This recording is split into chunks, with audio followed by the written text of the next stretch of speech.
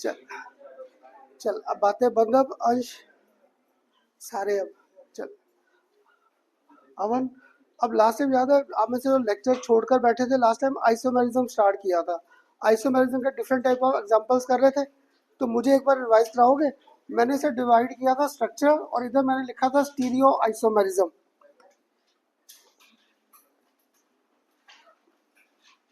है ना। मैंने एक तरफ स्ट्रक्चरल एक तरफ स्टीरियो लिखा था। स्ट्रक्चरल के बताओगे कौन कौन से टाइप्स थे?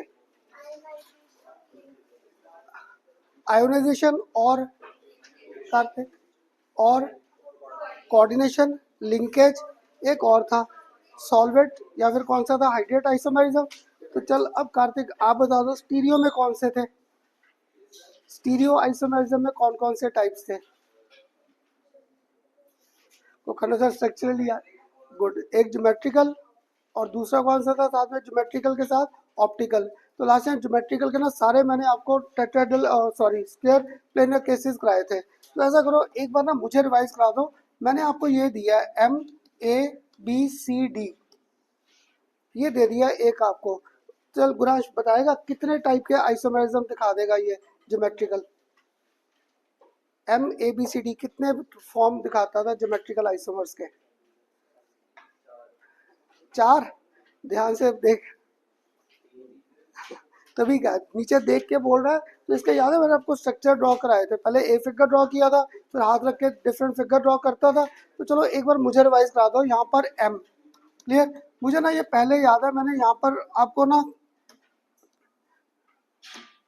मैंने आपको यहाँ पर क्या कर दिया, इधर मैंने कर दिया A, इधर कर दिया B, इधर मैंने कर दिया C, इधर मैंने कर दिया D। एक फिगर तो ये बन गया, बाकी फिगर कैसे ड्रॉ करता था? एक तो ये रख दिया फिगर ड्रॉ, सेकंड फिगर याद है ये स्केलेटन बना दिया। ये ना ये नहीं कि तुम बच्चों को रिवाइज करना टाइम पास करना था, कि तुम में से लास्ट में कहीं छुट्टी पर थे, मुझे तो उनको भी थोड़ा सा लॉजिक क्लियर हो जाए हम लोग स्ट्रक्चर ड्रॉ कैसे करते हैं। अब मुझे भूल गया दूसरा फिगर कैसे करें, मीन्स मेरा लॉजिक याद था। एक साइड रख दो हाथ, तो मैंने क्या किया A और B पे हाथ रखा, तो C और D बन गया। अब नेक्स्ट टाइम कल भविष्य आप ड्रॉ करा दोगे, नेक्स्ट फिगर कैसे करता था फिर, है ना। इस बार क्या करता था, ऊपर हाथ रख लो। अगर मैंने ऊपर हाथ रख लिया यहाँ पर A और C पे, तो D इधर और B इधर आ गया। इन सारे फिगर में मेरे पास एक कंसेप्ट पक्का है, यहाँ पर A की पोजीशन क्या फिक्स, A की पोजीशन फिक्स। तो सिर्फ एक व्यू कर दो A को विद रिस्पेक्ट टू B। तो चल युवराज अब आप बता दो यहाँ पर A और B सेम प्लेन या ऑपोजिट? सेम, सिस बन गया। इसमें A और B सेम सिस, इसमें A और B ऑपोजिट, तो ये ट्रांस बन गया। इसलिए जो तीन थे यहाँ कर हर बार दो सिस और एक हमारे पास क्या आता था, ट्रांसफॉर्म। ये लॉजिक थे हमारे पास लास्ट टाइम के। क्लियर हुए सबको? अब ना बस आज आइसोमेरिज्म को इतना टाइम नहीं लगना, याद है इसके बाद नेक्स्ट आ जाएगा वैलेंस बॉन्ड थ्योरी। तो वैलेंस बॉन्ड थ्योरी भी समझ तब आएगा जब स्टार्ट करेंगे, कोई ना कोई लॉजिक करेंगे उसके भी। अब देख यहाँ तक लास्ट टाइम हम लोगों ने ऑक्टेड्रल कॉम्प्लेक्स, ये केस शायद आपको फर्स्ट करा दिया था मैंने, अगर ध्यान में हो। MA4B2 टाइप कर लिया था लास्ट टाइम सिस और ट्रांस के बेस में। आज इसके बाद ना सेकंड आ जाएगा, और ये बड़ा इंपॉर्टेंट है। ये जब हम लोग ऑप्टिकल आइसोमेरिज्म करेंगे उसमें रिपीट होगा। क्लियर? इसमें नेक्स्ट मैंने क्या किया, यहाँ पर M, इधर मैंने कर दिया AA, इसे कर दिया ट्वाइस, और इसे मैंने यहाँ पर क्या कर दिया B2। क्लियर? तो अब पहले तो अंश इसका कोऑर्डिनेशन नंबर बता दो, इसका coordination number, coordination number, oxidation state नहीं, कोऑर्डिनेशन नंबर, है ना। क्योंकि याद कर ये बाइडेंटल लिगेंड है। अगर ये बाइडेंटल लिगेंड है, एक लिगेंड दो बॉन्ड, चार बॉन्ड ये और दो ये, 6 बॉन्ड्स बन गए, फॉर्मेशन ऑफ 6 बॉन्ड्स आ गया, 6 बॉन्ड्स आ गए यहाँ पर। अब देख इसका अगर फिगर ड्रॉ करना है, मेरे पास इतना लॉजिक तो था, 1 2 3 4 5 6, ये लॉजिक तो था। अगर ये लॉजिक था, अब मैंने क्या किया, बी रख दिया यहाँ पर और ए रख दिया यहाँ पर, कर सकता था एक फिगर ये ड्रॉ। अब ये बाइडेंटल लिगेंड था, तो लास्ट टाइम भी याद है अपने बाइडेंटल लिगेंड के कंसेप्ट किए थे, ये ऐसे बन जाएगा फिगर, बन गया ये। अब इसका नेक्स्ट फिगर ड्रॉ करना था M1 2 3 4 5 6। अब मुझे दूसरा फिगर ड्रॉ करना नहीं आ रहा, तुम में से कोई ड्रॉ करा देगा? मुझसे ड्रॉ नहीं हो रहा सेकंड।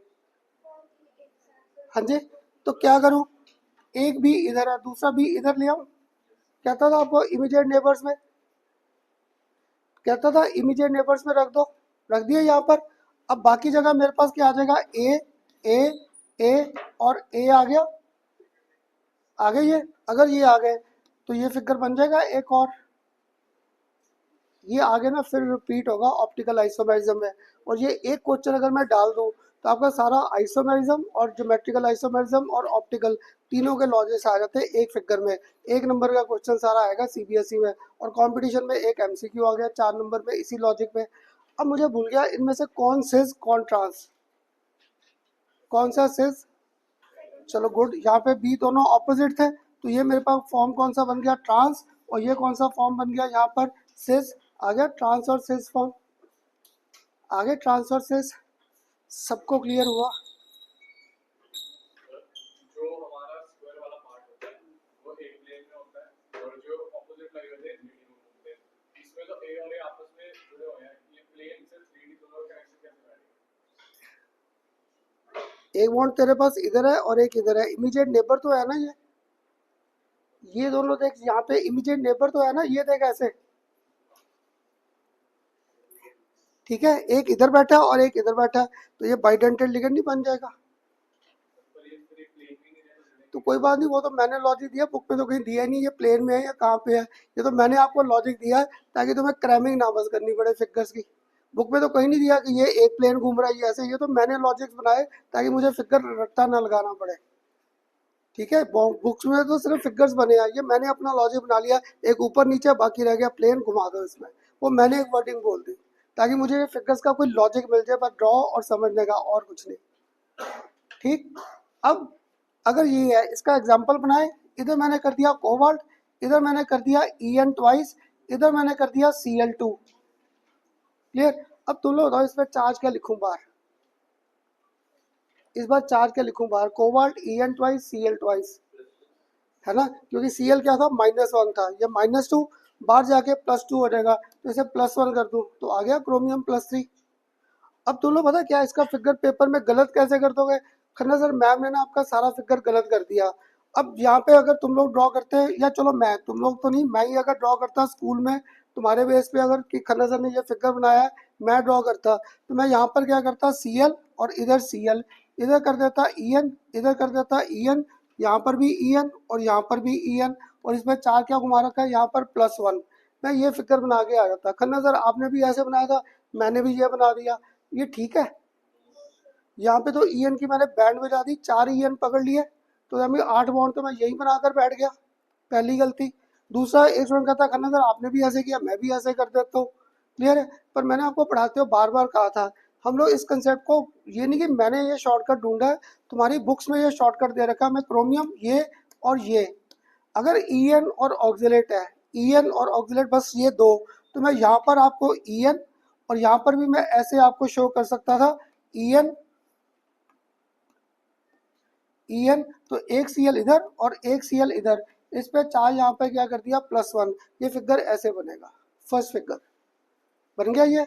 अब इसका सेकंड फिगर ड्रॉ करना था, क्रोमियम 1 2 3 4 5 6। अब तुम लोग भूल गए मैंने बी कहाँ पे इकट्ठे रखे थे, तुम्हें से एक ने क्या किया, Cl इधर इकट्ठे कर दिया, Cl यहाँ पर इकट्ठा कर दिया। अगर यहाँ पर कर दिया तो हमें यहाँ पर कौन सा आ जाएगा En, और यहाँ पर भी कौन सा आ जाएगा En, और इस पर चार क्या घुमा दिया मैंने +1, क्लियर। तो आप जैसे मर्जी, बस ये पहला फिगर सबका सेम आना चाहिए, बाकी जैसे मर्जी ड्रॉ कर दो। और इसमें लॉजिक बस क्या था, ये जो दोनों Cl है ये इमीडिएट नेबर रखने, बस इनको इमीडिएट नेबर, क्लियर। तो ये फॉर्म कौन सा बन गया, ट्रांस, और ये कौन सा फॉर्म बन गया यहाँ पर हमारे पास, सिस। और मैंने कुछ नहीं किया, सिर्फ इसका पहले स्केलेटन बना लिया, स्केलेटन बनाकर बॉन्ड्स को घुमाया। लास्ट टाइम जो स्ट्रक्चर किया था, किसी ने घर जाके कोई प्रैक्टिस की है? अब जिस दिन होगा ना टेस्ट दोगे इसका, फिर टेंशन में आओगे खन्ना सर क्या पढ़ाया था कैसे। ये फिगर प्रैक्टिस कर लो तभी क्लियर होंगे। डाउट कोई तन्मय? अब बताओ ये नेक्स्ट केस क्लियर हुआ, ड्रॉ कर लो तभी आगे चलते हैं। हाँ जी, कहाँ पे? अच्छा चल, मैं बड़ा खराब हूँ, इसको चल ले कोबाल्ट कर देते हैं, ठीक, नहीं तो उसको क्रोमियम कर दो। ये बना लो पहले,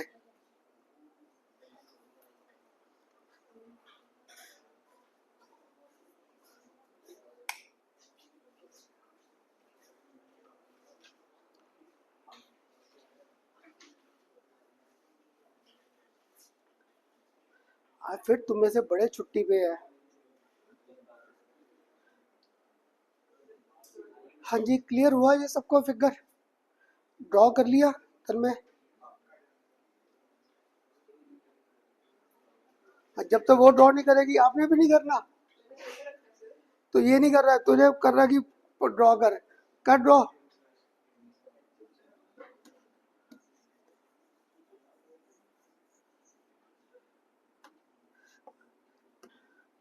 त्रिशा किसी दिन तो रिकॉर्ड तोड़ दे टाइम पे आने का। हाँ, एक दिन तो रिकॉर्ड तोड़ दे कि नहीं, या पूरा साल। हाँ जी, शुभ शुभ बोल, शुभ शुभ बोल।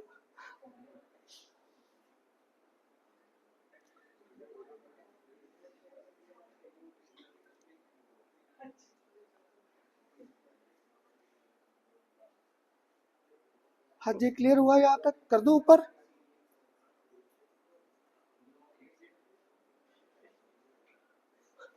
माने अब सबसे कॉर्नर में नजर आ रहा है?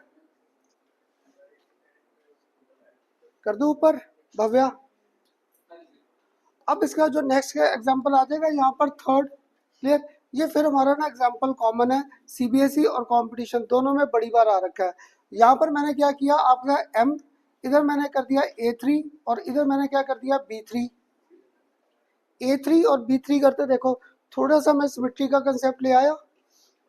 MA3 और B3, जब ये था कोऑर्डिनेशन नंबर तो फिर 6 है, तो M1 2 3 4 5 6 मैंने क्या किया, इधर सारे कर दिए A और इधर मैंने क्या कर दिया यहाँ पर B। एक फिगर बना सकता था, ये कर सकता था एक ये। सेकंड मैंने यहाँ पर क्या किया, M1 2 3 4 5 6। क्लियर? मैंने क्या किया, सिर्फ इस ए और बी को इंटरचेंज कर दिया। अभी इधर ए कर दिया, इधर बी, इधर मेरे पास ए, इधर मेरे पास ए, इधर मेरे पास बी और इधर मेरे पास बी। ये फिगर बन जाएगा एक और। क्लियर? अगर तुम लोग ना घर जाके इसको रट्टा लगाने बैठ गए 1 2 3 4 5 6, इधर ए बाकी जगह सर ने क्या लगाए थे, कभी नहीं कर पाओगे। मैंने पहला फिगर थोड़ा सा लॉजिक लेकर 3 ए इधर कर दिया, 3 बी इधर। नेक्स्ट में बस मैंने क्या किया, इन दोनों की पोजीशन कर दी। आपने इनको नहीं किया, आपने क्या किया, इस ए बी को नहीं, इस ए बी की पोजीशन को चेंज कर दिया। जिसे मर्जी कर दो, करना ए और बी को है। क्लियर? हो सकता है तुम लोग खन्ना था, मेरे मैम ने तो इसको चेंज किया था, जिसे मर्जी कर दो, एक पोजीशन को चेंज कर दो। अब मुझे ना दोनों जो स्ट्रक्चर बनाए, आप बता दो कि इनमें सिस कौन सा और ट्रांस कौन सा है ना। ये पक्का है, पहले वाला क्या बन जाएगा, सिस, और ये सेकंड क्या बन जाएगा, ट्रांस। पर इनको ना सिस और ट्रांस नहीं, इनको मैंने एक और एक्स्ट्रा नाम दे दिया, एक और एक्स्ट्रा नाम। अब ना जब मैं नया नया पढ़ाता था, इसको नाम दे रखा था फैक्चुअल। फैक्चुअल पर अब जो मेरे 5 या 6 साल से जो बुक्स है, उसमें इसको नाम क्या दे रखा है हम लोगों ने, फेशियल।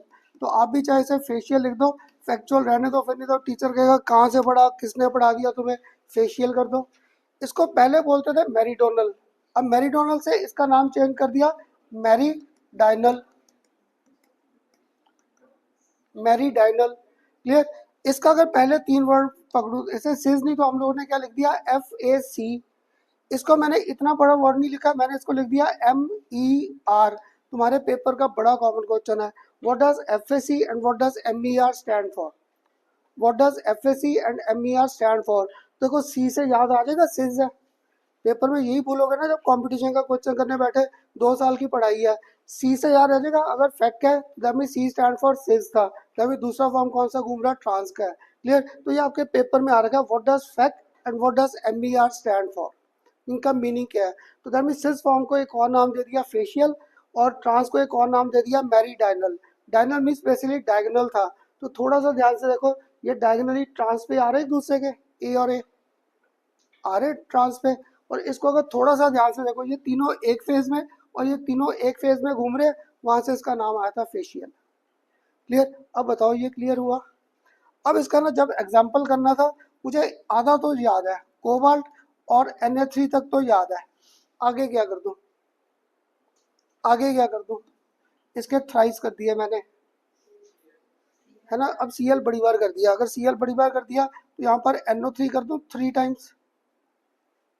क्लियर? तो पेपर में तुम्हें आइडेंटिफाई क्या करना, अवन यहाँ पर M, ये A3 और दूसरा कौन सा घूम रहा है, B3, MA3B3, बस इस पे घुमाना है और कुछ नहीं। क्लियर। और ये अगर पुराने क्वेश्चन पढ़ोगे ना, बड़ी बार आ रखा है, what type of isomerism, write down their names, या what does FAC and what does MER stand for. मत घुमा, जैसे अभी मैंने तानिश को कहा ना, ये फिगर बड़े कॉम्प्लिकेटेड है, पता नहीं क्या लॉजिक सोच के पढ़ा रहा हूँ, इसको और मत घुमा, नहीं तो फंस जाएंगे। अब कौन सा कह रहा है, कैसे कैसे,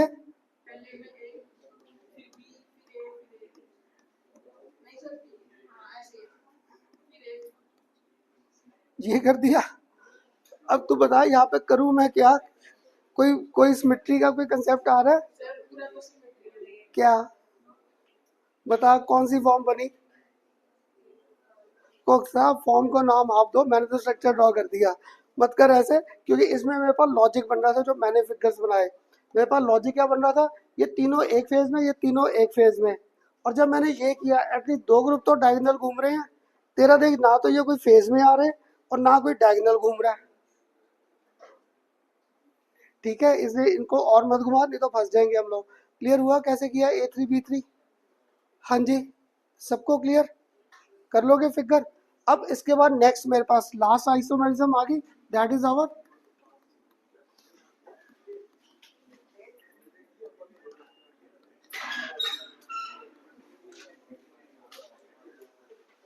तुम दोनों को ना, अगली बार अगर टाइम पर आ गए तो तुम्हें चॉकलेट दूंगा, दोनों को, दोनों को।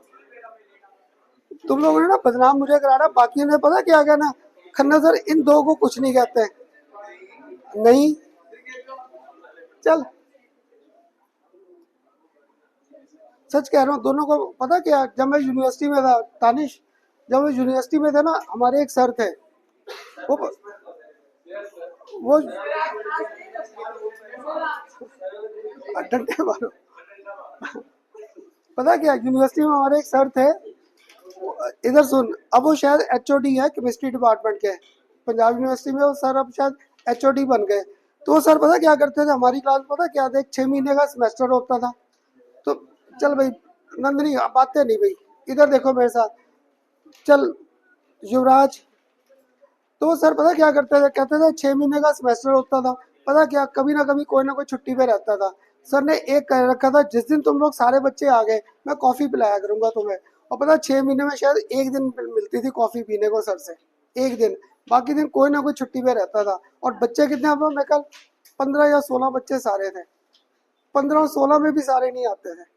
तो तुम दोनों भी ना थोड़ा रेगुलर हो जाओ। तो अब करें लास्ट ऑप्टिकल, अब भैया बातें बंद।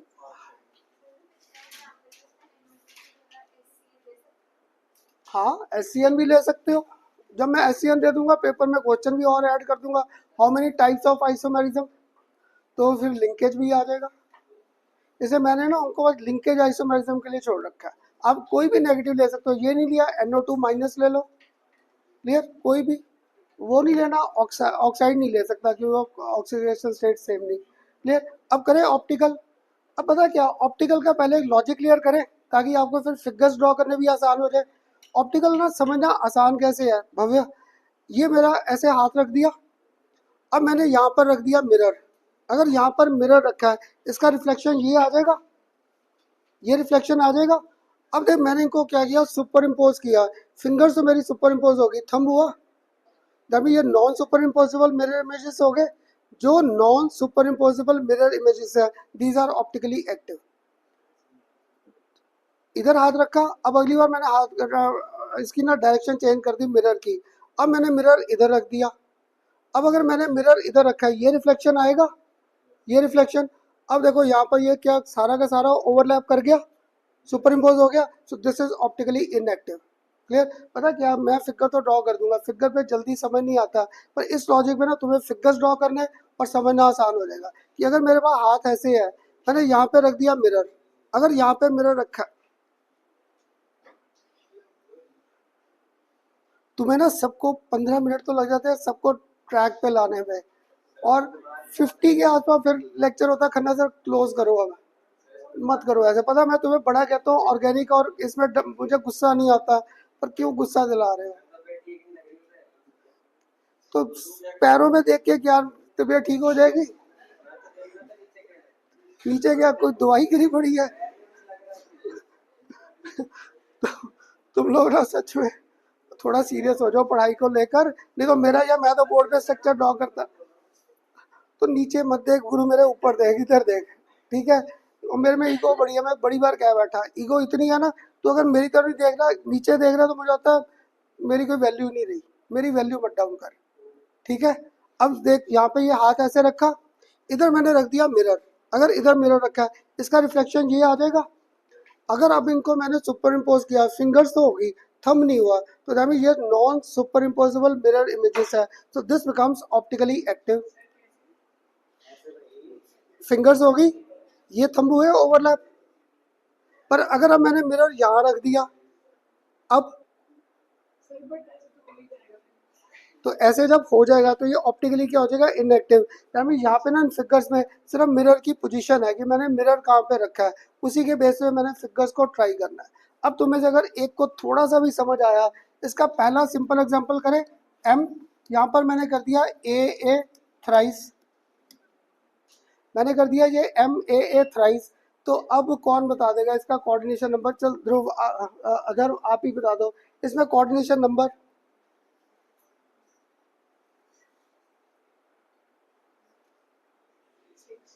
चल गुड, तो मैं क्या कहीं और बोल दिया फिर सारा रिपीट करो। तो आगे यहाँ पे ऑक्टेड्रल 6 बॉन्ड्स बन रहे थे, तो देखो इसका ना फिगर ड्रॉ करना मुझे कैसे आसान लगता है। 1 1 2 3 4 5 6 आगे, क्लियर? इन सब पे पक्का है, मेरे पास ए घूम रहा है, इन सब में ए घूम रहा है। अब तुम लोग बता दो पहला कौन सा ए का बॉन्ड दिखा दे बाइडेंटेड, किसको दिखाना है पहला बाइडेंटेड? इसे कर दूं तो दूसरा मेरा यहाँ पर आ जाएगा, तीसरा मेरा यहाँ पर आ जाएगा। अब इसका मैंने मिरर इमेज ड्रॉ करना था, तो ये मिरर आ गया, मिरर। इधर मेरे पास क्या था, एम 1 2 3 4 5 6, ये तो मानते हो इन सब पे तो ए रहेगा, इन सब पे तो ए रहेगा। अब आपको ना हाथ का एग्जांपल इसलिए दिया था, जब मैंने मिरर रखा था याद है इसका रिफ्लेक्शन ऐसे बना था, तो हमें पक्का है ये वाला जो ग्रुप है मेरा इधर आ जाएगा। जब मैंने हाथ को ऐसे किया था इस साइड, तो इस साइड यहाँ पर ए इधर और दूसरा ए यहाँ पर आ जाएगा। अब तुम लोग पता क्या करते हो, फिगर को जब देखना ऑप्टिकली एक्टिव है या नहीं, तुम लोग एक एक को मैच करने बैठ जाते हो। अगर तुम लोग सिर्फ इस ए को ही देखो, एक ए इधर है, दूसरा है कहाँ पे, ऑपोजिट साइड। अगर मैं इनको सुपर इम्पोज करूँ, these are optically non superimposable. अगर ये नॉन सुपर इम्पोजेबल है तो this form becomes optically active. ये ऑप्टिकली एक्टिव था। तुम्हारे एमसीक्यू और सीबीएसई का सबसे कॉमन क्वेश्चन है, इनके फिगर्स ड्रॉ कर दो, कॉम्पिटिशन में फिगर आएंगे, तुम्हें बताना है कौन से ऑप्टिकली एक्टिव है कौन से इनएक्टिव है। तो तुम लोग ना एक एक को मैच करने बैठ जाओगे। इसलिए मैंने आपको ना ये हाथ का एग्जाम्पल पकड़ रखा है, हाथ के एग्जाम्पल पे समझना आसान हो जाता है। यहाँ पे क्या हुआ, चारों फिंगर्स तो मेरी ओवरलैप कर गई, पर एक ग्रुप नहीं किया। दैट मीन्स अगर एक ग्रुप भी नहीं किया then this becomes optically active. तुम लोग पेपर में ना एक एक ग्रुप को देखने बैठ गए तो कौन कहाँ बैठा है, मुझे चाहिए ही नहीं।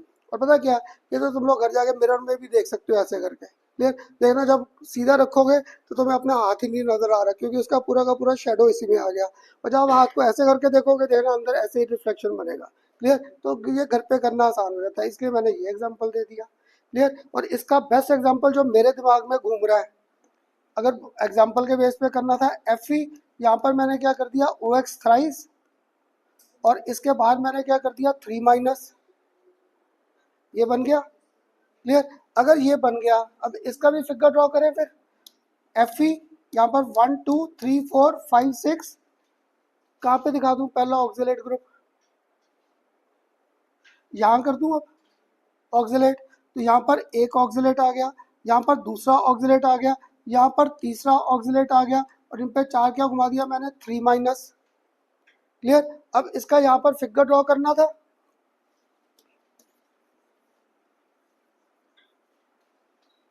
अब इसका यहाँ पर सेकंड फिगर ड्रॉ करना था। तो यहाँ पर मेरे पास क्या आ गया, एफ ई 1 2 3 4 5 6।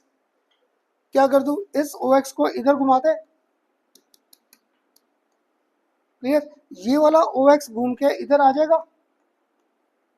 तो ये वाला जो ओ एक्स है घूमा कर इधर आ जाएगा, तो ये बन गया मेरे पास ऑप्टिकली एक्टिव फॉर्म। आ गई ऑप्टिकली एक्टिव, सबसे आसान था।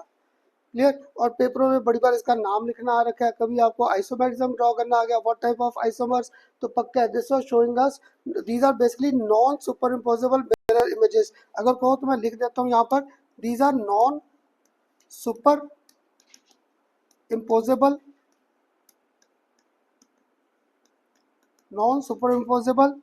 mirror images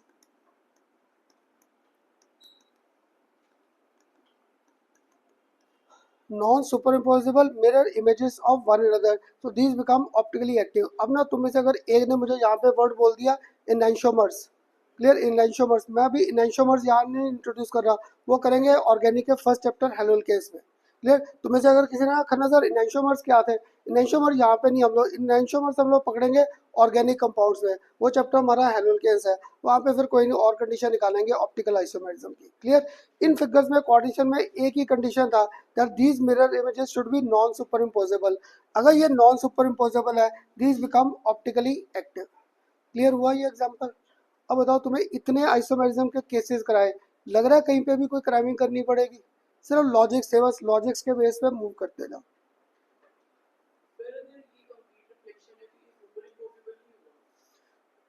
आप बताओ मुझे, सुपर इम्पोज हो रहा है? जरूरी नहीं है मिरर इमेजेस सारे सुपर इम्पोजेबल हो। जब मैंने हाथ को ऐसे रखा, मिरर इधर रखा है, तब वो सुपर इम्पोजेबल बन रहा है। क्यों? अगर मैंने इधर मिरर रखा है तो उसका रिफ्लेक्शन ये पड़ेगा, तो ये सुपर इम्पोज हो गया।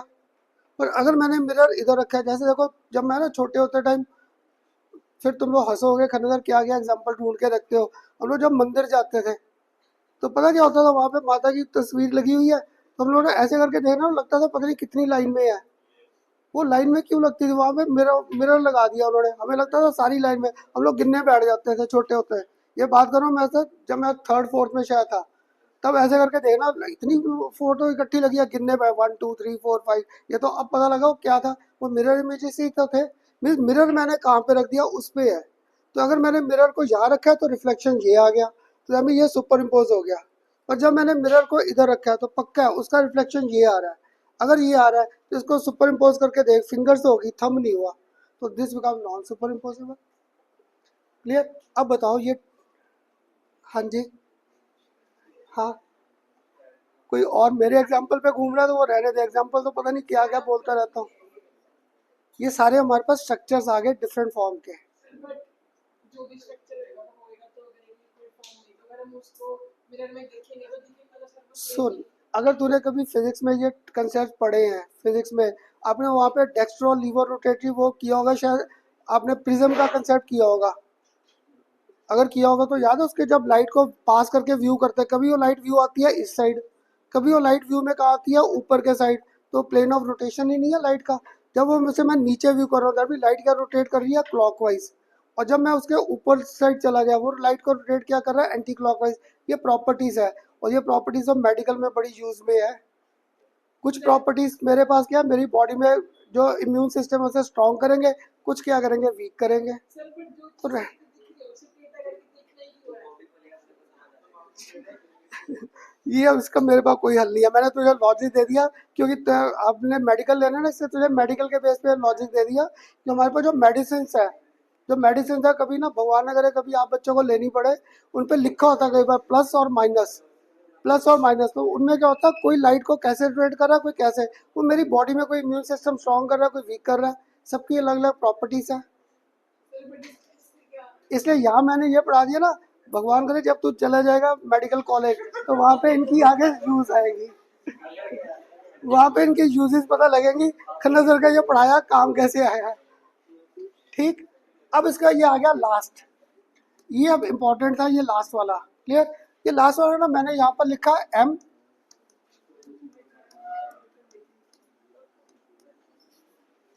अब तुम लोग बताओ ये कहीं मुझसे अभी किया है, M A twice B to,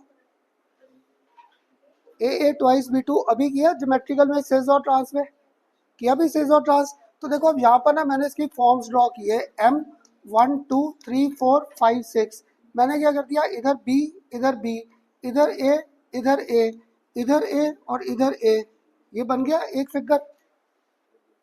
clear. अब इसका मिरर इमेज ड्रॉ करें, इसका मिरर इमेज तुम लोग ड्रॉ करा दोगे, मैं तो भूल गया। सेम बन जाएगा, सेम का सेम। तो हमें यहाँ पर भी क्या हुआ, इधर भी बी, इधर भी बी। इनको चाहे मैं रोटेट कर दूँ या जो मर्जी करूँ, घुमा फिरा कर सेम फिगर बन रहा है, सेम फिगर। अब दूसरा ड्रॉ करें, इसका सेकंड फिगर एम 1 2 3 4 5 6। अब मुझे भूल गया कैसे ड्रॉ करूँ सेकंड, और दो भी को एक साथ इधर कर दूँ दोनों बी इकट्ठे, यहाँ कर दिए। इधर मेरे पास ए, इधर मेरे पास ए, इधर मेरे पास ए, इधर मेरे पास ए। पक्का ये ऐसे ही अटैच होंगे, कोई और मेथड नहीं है इसको अब अटैच करने का। अगर अब इसका मिरर इमेज ड्रॉ करता, इसका मिरर इमेज ड्रॉ करे, तब मैं अब बाकी सारे नहीं, तब मैं अब आप ड्रॉ करा दोगे, मुझे तो ये ड्रॉ करना नहीं आ रहा इसका मिरर इमेज।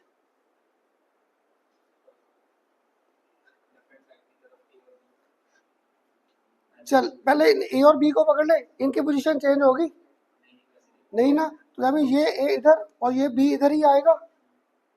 अब ये वाला बी घूम के पक्का है इधर आ जाएगा, ठीक। अब जो आप कह रहे थे यहाँ पर भी ए, यहाँ पर भी ए और यहाँ पर भी ए, लॉजिकली देखो यही फिगर बन रहा है कि नहीं, बन रहा है यही फिगर के नहीं। ये सारे ना मैंने खुद प्रैक्टिस किए थे, तुम्हारी बुक में सारे एग्जांपल्स दे रखे, मैंने इनको A2 और B2 पे कन्वर्ट कर दिया।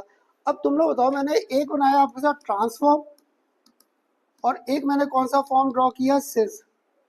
तुम लोग देखकर बताओ दोनों ऑप्टिकली एक्टिव या दोनों ऑप्टिकली इनएक्टिव या क्या है, मुझे तो नहीं पता, है ना। ऊपर वाला क्या हो गया, ऑप्टिकली इनएक्टिव, क्योंकि ये सुपर इम्पोज हो गया। नीचे वाले का सिर्फ मैं अगर बी को ही पकड़ूं, सिर्फ बी को पकड़ूं, ये बी इधर है, दूसरा बी कहाँ पे आ रहा है, ऑपोजिट साइड। एक बी इधर है और एक बी इधर है, तो धर्म में पक्का है दिस बिकम्स ऑप्टिकली एक्टिव, ये फॉर्म ऑप्टिकली एक्टिव हो गया।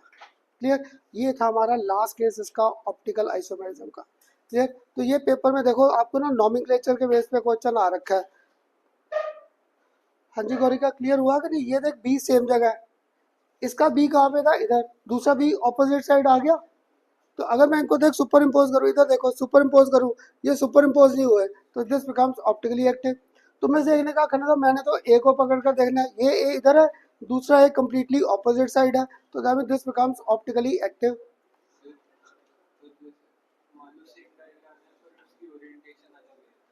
ये मैंने पहले तुझे कहा ओरिएंटेशन और मत घुमा, नहीं तो फंस जाएंगे इसमें। हाँ ये बना दिए मैंने दोनों, ये वाला नहीं नहीं होगा, ऊपर वाला हो जाएगा। हाँ तो उसकी फिर तो तूने क्या किया, रोटेशन कर दी, तो दूसरे को भी तो उसी बेस पे रोटेट करना पड़ेगा, तो फिर मिरर इमेज कैसे रहेगा। ठीक, अब बन गई ये फिगर। अब तुम्हारे पेपर में ना ये क्वेश्चन ऐसे आ रखा है, मैंने आपको यहाँ पर दिया कोबाल्ट, इधर मैंने आपको दिया En ट्वाइस, इधर मैंने आपको दिया Cl2 प्लस। क्लियर, तुम्हारे पेपर में ना ये बड़ी बार क्वेश्चन ऐसे आया, मैंने ये दे दिया। पहले तो इसका नाम ही बता दो मुझे, इसका नाम ही भूल भाल गया, इसका नाम क्या लिखूं। हाँ हाँ भविष्य क्या लिखूं, पहले बिज, पहले बिज लिखूं। हाँ जी बिज लिखूं पहले या डाई, क्यों, क्योंकि क्या था, ये Cl था, क्लोरीन से है, और ये E से था, तो डाई क्लोरिडो बिज इथेन 1,2 डाइमाइन कोबाल्ट 3 आ जाएगा आयन, नाम तो आ जाएगा। अब तुम्हारे पेपर में मैंने क्वेश्चन थोड़ा सा घुमा दिया, मैंने कहा write down name of isomer which is optically active, name the isomer, name the isomer which is optically active. Clear, जब मैंने पूछा ऑप्टिकली एक्टिव, तो उन लोगों ने नाम तो ये पूरा लिख दिया, क्या लिख दिया, डाई क्लोरिडो बिस इथेन 1,2 डाइमाइन कोबाल्ट 3 और क्लोराइड, नाम सारे लिख के आ गए, क्वेश्चन पूरा पढ़ा ही नहीं। मैंने पूछा name of isomer which is optically active, that means अब तुम्हें स्टार्टिंग में पहले सिस भी लिखना पड़ेगा, क्योंकि ऑप्टिकली एक्टिव तो ये है। अगर मैं कह दूँ ऑप्टिकली इनएक्टिव, ऑप्टिकली इनएक्टिव, तब मुझे स्टार्टिंग में क्या लिखना पड़ेगा, ट्रांस। तुम लोग ये गलती कर दोगे, और तुम्हारा ना MCQ का क्वेश्चन CBSE का सबसे कॉमन ये आता है। और देखो एक इस केस पे मैंने नॉमेनक्लेचर और आइसोमेरिज्म दोनों चीज़ें ऐड कर दी एक नंबर के क्वेश्चन में। क्लियर, ऐसे पेपर में क्वेश्चंस आएंगे। अब बताओ सबको ये क्लियर हुआ, हाँ जी सबको क्लियर। अब मैंने देखो कितने क्वेश्चन तुम्हें बोले, वैरायटी ऑफ क्वेश्चन बोले कि पेपर में ऐसे आ सकता है ऐसे, ये सारे पेपरों में ही क्वेश्चन ऐसे है। क्लियर, और ये आइसोमेरिज्म का आता जरूर है, इस साल नीट के पेपर में आपको बार बार कह दिया इसी चैप्टर में से 4 क्वेश्चन आ गए री नीट के पेपर में, एक ही चैप्टर में से, इतने आज तक नहीं आए थे। क्लियर? अब बताओ सारी आइसोमेरिज्म क्लियर हुई? अगर अब थोड़ा सा मेरे साथ रिवाइज करो, मैंने आपको क्या क्या केसेस करा दिए इस चैप्टर में। पहले लेक्चर में याद है आपको डबल सॉल्ट और क्वाड्रेटिक कंपाउंड में डिफरेंस, सेकंड में नॉमेनक्लेचर, नॉमेनक्लेचर के बाद वार्नर्स थ्योरी, वार्नर्स थ्योरी के बाद क्या आ गया, सारा आइसोमेरिज्म। आज मेरे पास ना जो नेक्स्ट टॉपिक आना है that is valence bond theory. और किसी ने थोड़ा पढ़ाते हुए देखा है? अगर मैं 11th साथ साथ रिवाइज नहीं करता फंस जाते हम लोग ना। ऐसे ही अगर तुम्हें याद हो 11th क्लास में ये जो वैलेंस बॉन्ड थ्योरी आज मैंने स्टार्ट करना है,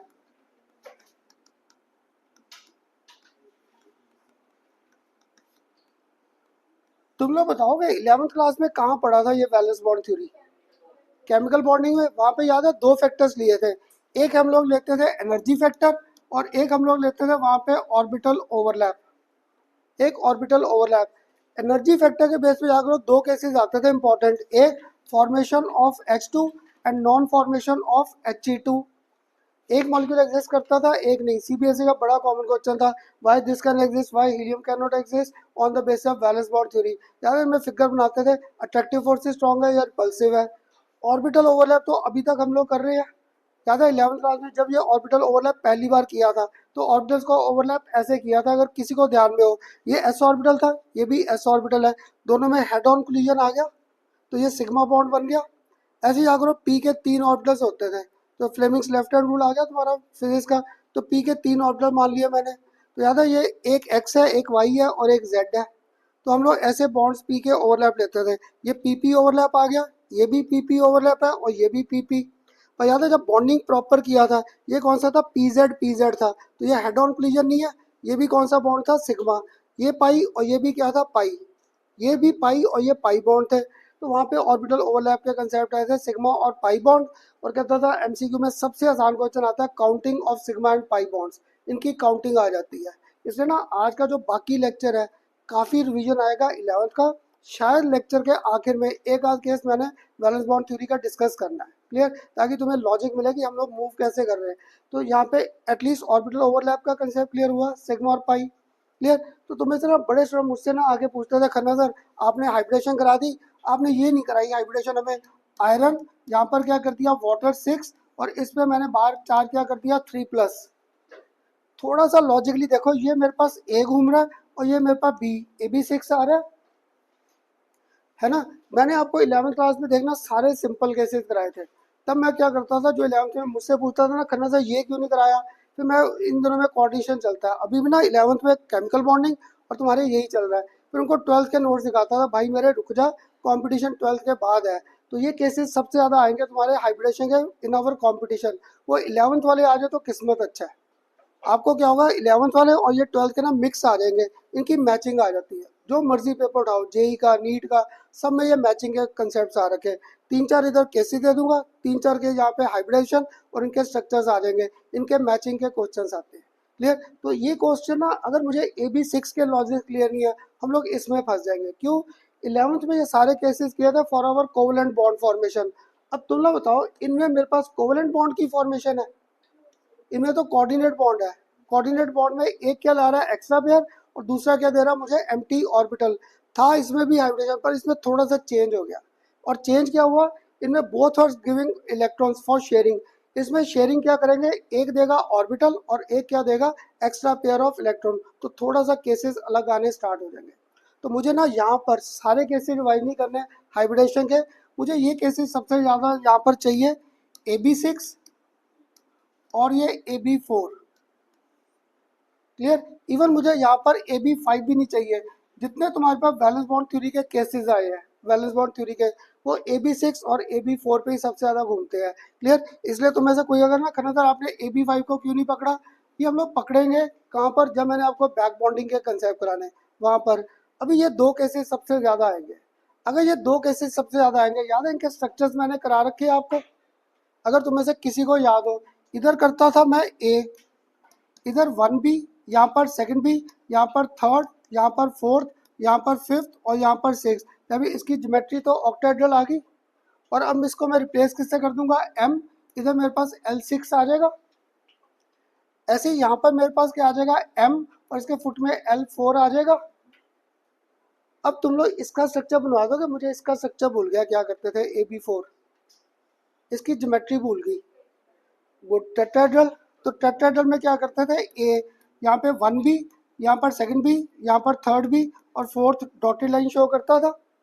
कहता था इसका लॉजिक था या तो ये बी आउटसाइड द प्लेन या बी क्या था इनसाइड द प्लेन, और इसका बॉन्डिंग का ज़्यादा सबसे गंदा आता था 109 डिग्री 28 मिनट्स।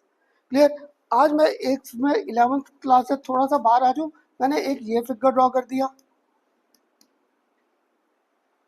एक ये ड्रॉ कर दिया। क्लियर। 11th में सिर्फ ये किया था, याद है, ये मैंने नहीं कराया था आपको 11th में, जो मेरे साथ है मैंने नहीं कराया था, मैंने था 11th में नहीं, ये 12th में देखेंगे। हुआ क्या, ये दोनों केस तुम्हारे ML4 से मैच कर रहे हैं, तो हमारा CBSE और कंपटीशन का कॉमन क्वेश्चन स्टेटमेंट्स का अगर आ जाए तो क्या होता है, मैं दूंगा ML4, आपको दूंगा give suitable reason why this has got tetrahedral geometry, और इसको अगर किसी को याद हो 11th क्लास में स्क्वायर प्लेनर नहीं बोलते थे, चारों बॉन्ड प्लेन में स्क्वायर प्लेनर बोल दिया। इसे ना तानिश ये नहीं था ये प्लेन वगैरह है, ये तो मैंने वर्डिंग बना दी ताकि मुझे समझाना आसान हो जाए कि बॉन्ड को कैसे क्लियर करना है, और कुछ नहीं था। तो यहाँ पे क्या था, ये चार बॉन्ड है, तो चार बॉन्ड को जब किया दिस बिकम स्क्वायर प्लेनर।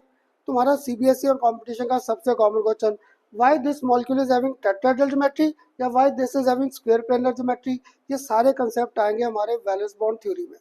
कैसे आएंगे, देखो यहाँ पर हम लोगों ने हाइब्रिडेशन क्या की थी, अगर तुम्हें से किसी को याद हो sp3d2 किया था इसमें sp3d2।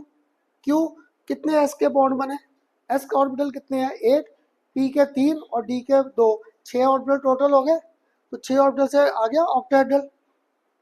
पर अब क्या होगा, मेरे पास 12th क्लास में सिर्फ हाइब्रिडेशन ये नहीं है, मेरे पास हाइब्रिडेशन ये भी आ सकती है d2 sp3, अब भी 6 बॉन्ड ही बन रहे हैं, अब भी 6 बॉन्ड है, यानी दोनों केस में ज्योमेट्री तो यही आएगी ऑक्टाहेड्रल। पर थोड़ा सा ध्यान से देखो, यहाँ पे डी ऑर्बिटल कौन सा यूज आ रहा है, बाहर का, और इसमें डी ऑर्बिटल कौन सा यूज आ रहा है, इनसाइड का। यहाँ से हमारे डिफरेंट क्वेश्चंस घूमने स्टार्ट हो जाएंगे। इसे पेपर में ये नहीं आएगा what do you mean by valence bond theory, what are the basic features of valence bond theory, आज तक नहीं आया।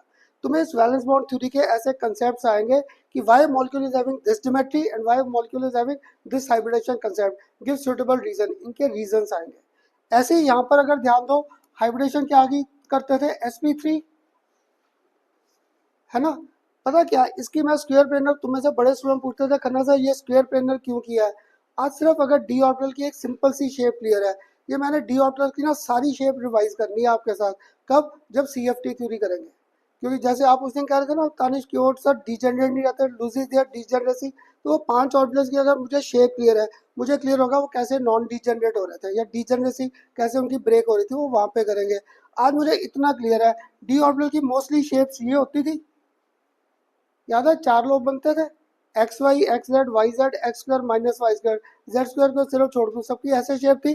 तो मैंने ना ये लॉजिक दिमाग में रखा है, 1 बॉन्ड 2 बॉन्ड 3 बॉन्ड 4, तो मैंने वहाँ से पकड़ा है। तो that mean this molecule will have hybridisation DSP2। अब काउंट करो कितने ऑर्बिटल्स आए, टेट्राहेड्रल इसलिए था क्योंकि वहाँ पे P के 3 ऑर्बिटल्स इन्वॉल्व थे, S और P के, और P ऑर्बिटल का मुझे एक लॉजिक याद है, ऐसे थे ना, जब ऐसे है तो 2 ऑर्बिटल तो बड़े अच्छे प्लेन में आ गए, एक आउटसाइड या एक क्या था इनसाइड। पर इसमें क्या हुआ, एक डी ऑर्बिटल पिक्चर में आ गया। जैसे डी ऑर्बिटल आया, यार हाइब्रिडेशन का लॉजिक ही ये था, गुराश, हाइब्रिडेशन का लॉजिक ही ये था, डिफरेंट ऑर्बिटल्स को मिक्स कर दो, मुझे नए ऑर्बिटल मिलेंगे विच विल बी आइडेंटिकल, किसमें, शेप में, साइज में और एनर्जी में। इससे इस डी ऑर्बिटल के कारण इसकी शेप स्क्वायर प्लेनर चली गई। अभी करेंगे हम लोग, क्योंकि यहाँ पे देख इसका मीनिंग क्या हुआ, ये मैंने P का बाहर का ऑर्बिटल यूज में नहीं लाया, मैं इनसाइड का D ऑर्बिटल ले आया। मुझे तो 4 बॉन्ड पूरे करने हैं, मुझे तो 4, कौन सा, मैंने अभी कोई भी नहीं कहा भरा हुआ या खाली है, मैं बड़ा गंदा टीचर हूँ। क्योंकि खाली कैसे, अब तू बता, चल इसी पे आते हैं आपके। अभी हम लोग जो यहाँ पे केस कर रहे हैं, ये सारे sp3 DSP2 किसका कंसेप्ट आ रहा है, मेटल का या लिगेंड का, मेटल का ना। तो मेटल यहाँ पे कोऑर्डिनेशन बॉन्ड में क्या देता है, ऑर्बिटल एम्प्टी। तो जब आपने बोला 4s2 3d6, 4s2 3d6 iron का बोला, डी का ऑर्बिटल कंप्लीटली फिल्ड है, कहाँ फिल्ड है, D6 है, हाँ जी, हाँ, टेंसर जा सकता है, मीन्स खाली पड़ा उसके ऑर्बिटल, आ जाएगा वहाँ पे कोई ना कोई कंसेप्ट। ठीक, वहाँ पे ये देगा ऑर्बिटल, और जो लिगेंड है वो मुझे क्या देगा, एक्स्ट्रा पेयर ऑफ इलेक्ट्रॉन। इससे मुझे ना ये सारे केसेस तब समझ आएंगे अगर मुझे 11th क्लास के ये हाइब्रिडाइजेशन के कंसेप्ट क्लियर है। क्लियर, अगर मुझे वो नहीं आते तो मैं 12th क्लास के ना इन सारे केसेस में फंस जाऊंगा। इसलिए मुझे ना 11th क्लास के 2-3 बस केस रिवाइज करने थे। आज एक पहला सिंपल सा ही पकड़ा। क्लियर, सिंपल सा केस मैंने आपसे कौन सा लिखा, CH4। पता क्या, अब जब हम लोग 12th क्लास में हाइब्रिडेशन करेंगे तो मैं इसी लॉजिक पे सारा मूव करना है जैसे हम लोग 11th क्लास में करते थे। अगर नहीं किया 11th में प्रॉपर तो आज मुझसे कर लो। कार्बन का याद है एटॉमिक नंबर क्या था, 6। अगर 6 है, क्लियर, तो यहाँ पर हम लोग इसकी कॉन्फ़िगरेशन क्या लिखते थे, 1s2, इधर 2s2, और इधर क्या लिखते थे, 2p2, ये लिखते थे। अब मुझे ना इससे समझ नहीं आया, मैंने क्या किया, यहाँ पर 2s और यहाँ पर मैंने क्या कर दिया, 2p को ड्रॉ। तो यहाँ पर 1 2, यहाँ पर 1 और 2, ये 2s और ये 2p आ गया।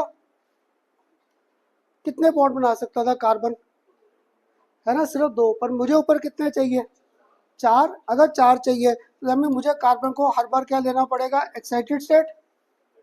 अगर एक्साइटेड स्टेट लिया तो यहाँ पर क्या हुआ, मैंने एक इलेक्ट्रॉन s का उठाकर आगे p में शिफ्ट कर दिया। ये समझ लेना कंसेप्ट, क्योंकि ये सारा यूज आएगा हमारे पास। ये आगे शिफ्ट कर दिया, जैसे ही शिफ्ट किया कितने ऑर्बिटल्स हो गए, हाफ फील्ड, 4। 4 बॉन्ड बन जाएंगे अब। पर अब इन 4 में हुआ क्या, s का एक ऑर्बिटल और p के कितने मिक्स हुए, 3। तो sp3 दैट मीन पक्का है जो मीथेन है, this is said to have hybridisation sp3। इसकी हाइब्रिडेशन क्या आ गई, sp3। और कितने ऑर्बिटल बन गए यहाँ पे, 4। 4, तो मुझे p से याद था, ये ऐसे था p के ऑर्बिटल, तो हमें इसका पक्का 3D फिगर आ गया। तो 3D फिगर में कार्बन इधर करते थे एक हाइड्रोजन, यहाँ पर सेकंड, यहाँ पर थर्ड, और बीच में क्या आ जाता था, एक डॉटेड लाइन में। या तो ये बॉन्ड क्या था, आउटसाइड, या फिर ये बॉन्ड क्या था, इनसाइड द प्लेन। आ गया हाइब्रिडेशन का कंसेप्ट। मैंने आज ना तुम्हारे साथ, आज नहीं तो नेक्स्ट लगता है जब मैंने केसेस करने 12th के, मैंने हर बार ऐसे ही मूव करना है। कैसे, अभी मैं लिख कर बैठा था, आपका केस याद है, Fe। यहाँ पर क्या मैं लिख कर बैठा था, वाटर 6, और इस पे 4 क्या लिख कर बैठा था, 3+। तो सबसे पहले ना मैंने यहाँ पे कॉन्फ़िगरेशन लिखनी है आयरन की। आयरन को यहाँ पे एक्साइटेड स्टेट था, यहाँ पर मैं कॉन्फ़िगरेशन किसकी कर दूंगा, आयरन +3। फिर आगे जाकर मेरे पास हाइब्रिडेशन के कंसेप्ट आएंगे। एक को अगर अभी भी डाउट है, खन्ना साहब मुझे नहीं समझ आया ये क्या किया है, एक और केस करें, HF6। HF6 सल्फर का याद है, एटॉमिक नंबर भूल गया मुझे तो, 16। तो कॉन्फ़िगरेशन पूरी लिखूं या सिर्फ 3s2 3p4 लिख दूं, हाँ जी, 1s2 2s2 2p6, आगे 3s2, और साथ में ये आ गई कॉन्फ़िगरेशन। इससे मुझे अब भी नहीं समझ आया ये क्या था, ये आ गया 3s और यहाँ पे आ गया मेरे पास 3p। तो ये 3s और ये मेरे पास क्या था, 3p। 1 2 1 2 3 और 4। तो मैं कितने बॉन्ड बना सकता था सल्फर, क्लियर, तो दो बॉन्ड। पर मुझे कितने चाहिए, 6। अगर 6 चाहिए तो हमें यहाँ पर भी मुझे सल्फर को क्या लेना पड़ेगा, एक्साइटेड स्टेट। युवराज रख दे मोबाइल, रख दे। तो यहाँ पे सल्फर एक्साइटेड स्टेट आ गया। अगर एक्साइटेड स्टेट आ गया, इधर ऑर्बिटल 3s, इधर ऑर्बिटल कौन सा था, 3p। 3p के अगर किसी को याद हो आगे एम्प्टी, d ऑर्बिटल आ गया,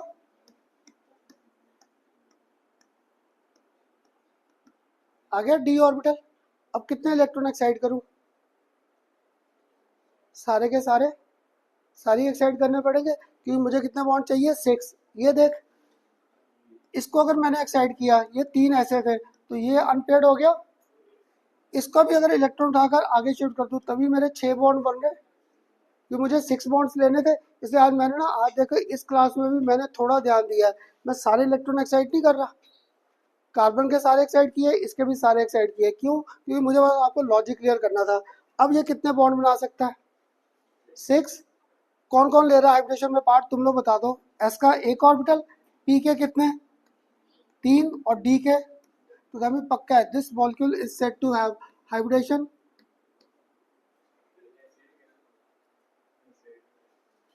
S8। उसमें मत लेकर जहाँ भी मुझे वो हम लोग जब करेंगे पी ब्लॉक वहाँ पे भी आ जाएगा, उसका मोनोक्लिनिक सरफेस आ जाता है, उसको भी रहने दे। उसका स्ट्रक्चर हमारे पास चल, अगर तूने करना है काउंट कर ले कितने बॉन्ड है, कितने कॉर्नर्स हैं। बन गया एसेट क्राउन लाइक स्ट्रक्चर। उनमें मत लेकर जा क्लियर। मैंने तो खन्ना बताते नहीं, ये डब्ल्यू था, मैंने डब्ल्यू के बेस पे याद रखा है एसेट। ये तो स्ट्रक्चर कौन याद रखेगा ऐसे है, मुझे डब्ल्यू याद है, डब्ल्यू बना के 2 डब्ल्यू बना दिए बस, ठीक है। इसलिए इनमें मत लेकर जा भी। तो ये आ गया sp3d2 तक कंसेप्ट, सबको समझ आए हाइब्रिडेशन के केसेस।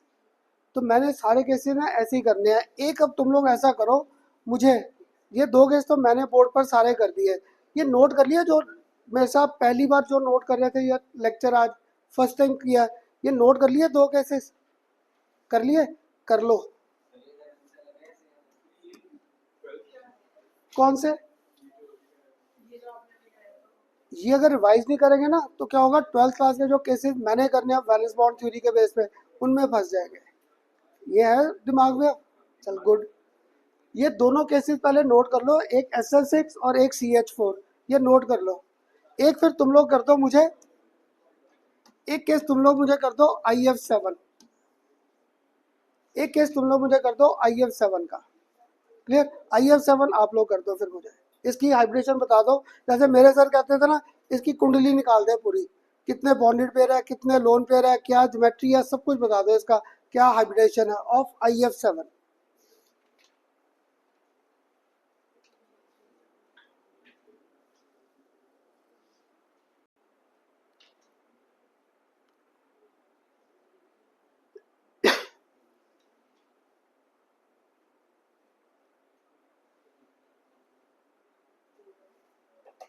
हाँ मेरी वेट भी हो, जब खन्ना सर बोर्ड पे करेंगे।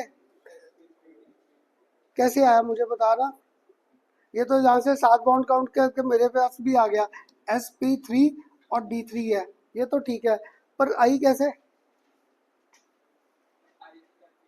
मुझे नहीं पता ना, वही तो पूछ रहा हूँ। हाँ जी 54, फिर जीनोन का क्या होगा एटॉमिक नंबर। अब देखो पढ़ाई में भव्य, जैसे तुम बच्चों को आ रहा है ना, मेरा हाल तुम सबसे भी बुरा है। इसको 54 तो याद आ रहा था, मुझे कुछ भी नहीं याद आ रहा। 56 है, तो 56 का मुझे भी अब सोचना पड़ेगा और किसका था, क्लियर। रुक जा अभी, तो यहाँ पे IF7 था मुझे ना। हाँ तो 54 इसने बोला था जीनोन है, तो जीनोन के साथ ये आयोडीन बैठा था, पर मेरा ना इतना दिमाग नहीं चला। भव्य, हाँ जी हाँ जी, हाँ बता, जो तुम्हारे दिमाग में आ रहा बोलते जाओ। हाँ जी 54 तो नहीं है, 54 तो 53 था इसका एटॉमिक नंबर, क्लियर 53 था। पर पता क्या था, मुझे ये भी नहीं पता, मुझे इसका आयोडीन का 53 54 कुछ भी नहीं याद। आयोडीन इतना तो ध्यान है, हेलोजन है, हेलोजन, हेलोजन के बाहर वाले शेल में कितने इलेक्ट्रॉन है, 7। अगर 7 है तो मुझे लॉजिक मिल गया, SK2 और PK5 हो गए 7 इलेक्ट्रॉन। अब मेरा पढ़ाई में इतना बुरा हाल है, मुझे नहीं याद फ्लोरीन, क्लोरीन, ब्रोमीन, आयोडीन कुछ भी नहीं याद। तो मैं आयोडीन की जनरल कॉन्फ़िगरेशन लिख दूं NH2NP5, इससे मेरा काम चल जाएगा। मैंने कौन सा यहाँ पे तुम्हें पूछा है इसका एटॉमिक नंबर बताओ, इसकी कॉन्फ़िगरेशन बताओ, मैंने तो आपको इसकी हाइब्रिडेशन का कंसेप्ट पूछा है। तो आप सीधा लिख दो outermost shell configuration is NH2NP5, solve कर दो। पर तुम में से एक स्टूडेंट नहीं था, मुझे तो सारी चीज़ें एग्जैक्ट चाहिए। जब एग्जैक्ट चाहिए, इधर फ्लोरीन, इधर क्लोरीन, इधर ब्रोमीन, इधर आयोडीन, इसके नीचे क्या आता था एस्टेटीन, ये रेडियो एक्टिव एलिमेंट बाहर हो गया। अब मुझे एटॉमिक नंबर नहीं आते हैं, मुझे ना इनके मैजिक नंबर्स याद है 11th क्लास में, 2 8 8 18 18 32, और आखिर में भी क्या आता था 32।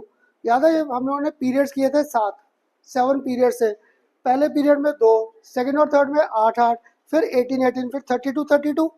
अब मुझे फ्लोरीन का तो एटॉमिक नंबर याद रहेगा 9, क्योंकि ये तो 10th क्लास का, 10th क्लास से बड़ी पहले से पढ़ रहे, मुझे भी 10th तक के ही आते हैं, तो ये 9 आ गया। ये सेकंड पीरियड था, 1s2 2s2 2p5। अब सेकंड से मैंने कहा जाना थर्ड, तो 8 ऐड कर दूँ 17, आगे 18 ऐड कर दूँ तो 35, आगे 18 ऐड कर दूँ तो 53, आगे 32 ऐड कर दूँ तो 85 आ गया इसका एटॉमिक नंबर। इससे मुझे ना एटॉमिक नंबर याद नहीं रहते, मैं ऐसे लॉजिक्स बना रखे हैं इनके फाइंड करने के। अब तुम्हें जिसको था करना था एग्जैक्ट कॉन्फ़िगरेशन बोलो। फ्लोरीन, क्लोरीन, ब्रोमीन, आयोडीन, 2, 3, 4 और ये कौन सा था पांचवा। अगर पांचवा है तो इसका बाहर वाला शेल पक्का है 5s2 और साथ में क्या आ गया 5p5। क्लियर। ये था, मुझे ना कॉन्फ़िगरेशन चाहिए ही नहीं, वो 11th क्लास में था। कंपटीशन में कौन सा कोई मुझसे कॉन्फ़िगरेशन पूछ रहा है, पर तुम्हें ये हाइब्रिडेशन के केसेस आएंगे। तो मुझे देखो जो तुम्हें लॉजिक पेपर में स्ट्राइक करेगा, किसी को कोई तो स्ट्राइक करेगा इतने हिंट दिए, किसी को ये मैजिक नंबर याद है, किसी को ये याद रहता है, तो ये जान लेगा ये हेलोजन है तो 7 इलेक्ट्रॉन है। 7 इलेक्ट्रॉन फिल कैसे आएंगे, सबसे पहले एस ऑर्बिटल फिल करना है, फिर पी करना है, आगे सारी आती जाएगी फिलिंग। क्लियर। अब करके दिखाऊं पूरा केस या सबको क्लियर है सबको? हाँ जी। फ्लोरीन, क्लोरीन, कौन सा ये ऐसे, ये ऐसे जब हम लोग पी ब्लॉक कवर करेंगे वहाँ पे ये हाइड्रोजन फैमिली कोर्स में है हमारे, तो वहाँ पे इतने इनके रीजनिंग के क्वेश्चन आंसर करेंगे, अपने आप ध्यान रहेगा। क्लियर। तो वहाँ पे हाइड्रोजन फैमिली हमारे पास आएगी। क्लियर। तो अब बता करूँ पूरा कैसे सॉल्व, सबको क्लियर? चलो मुझे ही नहीं आता। तो यहाँ पे कर दिया 5s, यहाँ पर मैंने कर दिया 5p। 1 2 1 2 3 4 और 5, ये आ गया 5s और 5p। कितने बॉन्ड बन रहे हैं?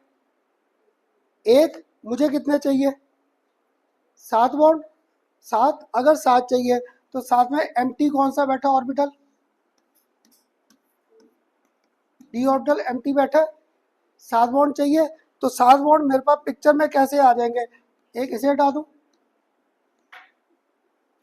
इन तीनों को हटा दे, इन तीनों को हटाकर कितने बॉन्ड बन गए? 7। अगर 7 तो तुम लोग जो अब हाइब्रिडेशन बता रहे थे, एस का 1, पी के 3 और डी के 3, आ गई हाइब्रिडेशन। मुझे अभी तक वही था, मैं क्या किसी का वो क्वेश्चन आया क्यों नहीं? तो ऐसा कर, जब ये मैंने 3s 3p लिखा है यहाँ पर क्यों नहीं पूछा 4s? क्लियर। वो क्या था, वो ऑफोबाउ का रूल था फिलिंग ऑर्डर के लिए। मैंने यहाँ पे क्या बोला, इमीडिएट नेबर एम्प्टी ऑर्बिटल। मैंने ऑफोबाउ रूल सिर्फ वहाँ पे फिलिंग रूल के बेस पे था कि फिलिंग रूल के बाद 3p के बाद मुझे फिल किसे करना है 4s। यहाँ पे मैं फिलिंग रूल नहीं कर रहा, मैं तो यहाँ पे ऑर्बिटल्स का ओवरलैप कर रहा था, तो वो हमेशा क्या होता है इमीडिएट नेबर। इसलिए 3p का जो इमीडिएट नेबर है वो 5p का इमीडिएट नेबर कौन आ गया 5d आ गया, इसलिए इसको पकड़ रखा है। ठीक, चलो गुड। अगर कौन सा, वो जब हम लोग कॉन्फ़िगरेशन इसमें तो फिल है 5p के बाद पहले इसको फिल करेंगे 4s तभी जाएंगे d पे।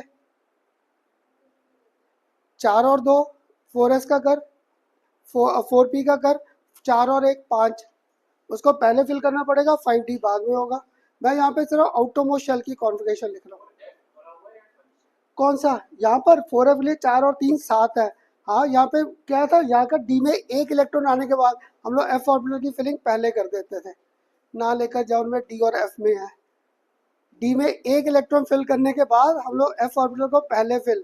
अभी तुम्हारे कॉन्फ़िगरेशन भी आई है शायद तन में तुम्हारे आई है कॉन्फ़िगरेशन, एफ ब्लॉक की लिखो या डी ब्लॉक की आई है कॉन्फ़िगरेशन। हाँ वो था राइट डाउन इलेक्ट्रॉनिक कॉन्फ़िगरेशन, इसे उनमें मतलब ही लेकर जाओ। ये हाइब्रिडेशन क्लियर हुआ सबको? हाँ जी कर सकते थे, पर देख अब 11th क्लास में क्या हो रहा था, इन सब में इलेक्ट्रॉन्स आ रही है, इन सब में इलेक्ट्रॉन्स आ रहे हैं, पर हमारे पास जो बॉन्डिंग का कंसेप्ट है, अब उसमें क्या होगा एम्प्टी ऑर्बिटल और एक क्या देगा एक्स्ट्रा पेयर ऑफ इलेक्ट्रॉन। तो वहाँ पे थोड़ा सा इसलिए ना कंसेप्ट यही आएंगे। अब देख यहाँ पर जैसे अगर व्यू करूँ, ये 2 डी ऑर्बिटल खाली बैठे हैं, 2 खाली बैठे हैं ना, ये बना सकते हैं यहाँ पे कोऑर्डिनेट बॉन्ड। क्लियर, ऐसे होगा वहाँ पे। और डी के देखो कितने ऑर्बिटल पिक्चर में आ रहे हैं यहाँ पे, इसलिए ये 11th क्लास से बाहर आ जाएंगे 12th क्लास में। पहले ये बताओ 11th क्लास का सारे हाइब्रिडेशन के केसेस आए रिवीजन में सारे? अब पता क्या, जब मैंने आपको इसके नोट्स देने वैलेंस बॉन्ड थ्योरी, मैंने वहाँ पे ना आपको एक सीरीज दे रखी है पहले, स्कैंडियम से लेकर अप टू जिंक, स्कैंडियम से लेकर जिंक। ये सीरीज बड़ी इंपॉर्टेंट है, अगर तुम्हें से किसी को याद हो, ये 11th क्लास में स्ट्रक्चर ऑफ एटम में किया था। फिर सेकंड किया था जब पीरियोडिक टेबल करते थे, आइडेंटिफाई करो पीरियड क्या, ब्लॉक क्या और ग्रुप नंबर क्या, तो डी ब्लॉक में इसे पकड़ते थे। अभी इनके पेपर में डी एंड एफ आया है, पूछो इनके बेस पे इनके ग्राफ ही आ गया था। इसका ग्राफ देकर उन्होंने क्वेश्चन डाले थे एटॉमिक रेडियस के बेस पे इनके। ये सीरीज बड़ी इंपॉर्टेंट है। और पता क्या, मुझे सिर्फ पहली सीरीज ही आनी चाहिए, सेकंड थर्ड तो मुझे नहीं याद। अगर आप मुझसे पूछोगे ना, मुझे नहीं आती सेकंड और थर्ड, सारे क्वेश्चन हमारी पहली सीरीज पे है। तो इस सीरीज को आज सारा डिटेल में करें, क्योंकि मुझे ये सारे हाइब्रिडेशन में केसेस चाहिए। तो यहाँ पर ना मैंने आपके साथ लिखा स्कैंडियम, स्कैंडियम के पास याद करो नेक्स्ट क्या आता था, टाइटेनियम, नेक्स्ट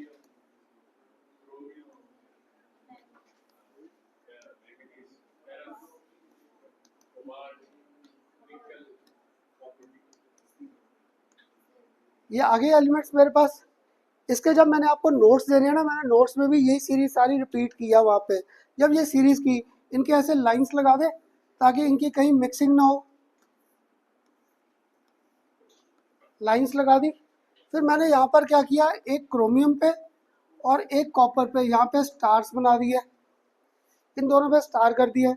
अब अगर तुम्हें इनके एटॉमिक नंबर याद हो, 21, ये 2, ये 3, ये 4, ये 5, ये 6, ये 7, ये 8, ये 9 और ये मेरे पास क्या आ गया 30। किया हुआ ना, तो चलो मुझे फिर कराते जाना। अब इसकी स्कैंडियम की कॉन्फ़िगरेशन बोलो। हाँ जी, मेरे जैसे बोला 1s2, 2s2, 2p6, 3s2, 3p6, बोलते बोलते छुट्टी हो रही है। अगर तुम में से किसी ने लॉजिक बना लिया तो यहाँ पर 18 इलेक्ट्रॉन्स आ गए 3p6 तक। कितने रह गए बाकी, 3। अगर 3 रह गए, अब यहाँ पे 4s की फिलिंग और साथ में 3d1 आ गया कॉन्फ़िगरेशन। ऐसे नेक्स्ट का क्या आ गया, 18 2 20 और 3d2। नेक्स्ट का 18 2 20 और इधर क्या आ गया 3d3। अभी क्रोमियम को बीच में से मैंने छोड़, इसको मैंने अभी छोड़ दिया क्रोमियम को। तो भव्य मैंगनीज की बताएगा कॉन्फ़िगरेशन क्या लिखे।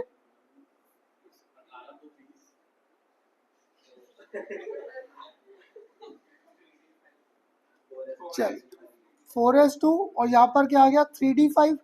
नेक्स्ट का करो 18 2 20 और यहाँ पर 3d6। नेक्स्ट फिर 18 और 2 20, यहाँ पर 3d7। ये इसलिए बोल रहा था ताकि तुम्हें ना इनको जब पेपर में करना हो, मेरे जैसा पूरी पूरी कॉन्फ़िगरेशन लिखेगा, टाइम खराब होगा वहाँ पे। Clear, next. हाँ जी बोलो अब। यहाँ पर 3d8 और लास्ट वाले में आगे कॉन्फ़िगरेशन। अब ना मैं अगर तुम्हारी जगह, मैं तुम्हारी बात नहीं कर रहा, अपनी कर रहा था। अगर मैं क्रोमियम करता, मैं करता खन्ना सर का लॉजिक आ गया 4s2 और 3d4 करके बैठ जाता। क्लियर, ये गलत नहीं था। क्यों गलत था, क्योंकि यहाँ पर अगर मैं ड्रॉ करूँ 4s और इधर ड्रॉ करें 3d,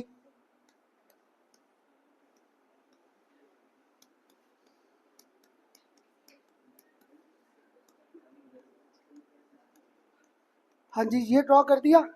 अब ये बता अंश, ये ऑर्डर तो कम्प्लीटली फिल्ड है, ये कम्प्लीटली फिल्ड, हाफ फिल्ड ना, कम्प्लीटली फिल्ड है ना हाफ। तो मैं पता क्या कहता था, ये जैसे तुम बच्चे आपस में बातें करते हो, ये आपस में बातें करते हैं। बातें क्या करते, कहते तू एक इलेक्ट्रॉन मुझे दे दे, या तू अपना इलेक्ट्रॉन मुझे शिफ्ट कर दे। तो मुझे शिफ्ट करके क्या होगा, ये भी हाफ फिल्ड और ये भी हाफ फिल्ड, दोनों स्टेबल हो गए। तो that's why this element has got configuration. इसलिए इसकी कॉन्फ़िगरेशन यहाँ पर मेरे पास क्या आ गई 4s1 और इसकी कॉन्फ़िगरेशन यहाँ पर क्या आ गई 3d5। और मैंने जब वैलेंस बॉन्ड थ्योरी का पहला केस करना ना, मैंने पहला केस ही इसका करना है 4s1 3d5 के बेस पे। तो ये आ गया 4s1 3d5। अब इसके बाद कौन सा बचा, कॉपर। तो कॉपर का लॉजिकली मुझे क्या लिखना चाहिए था, 4s2 और 3d9, यही लिखना चाहिए था। पर अगर मैं ये लिख रहा था, इधर देखना मेरे साथ, 4s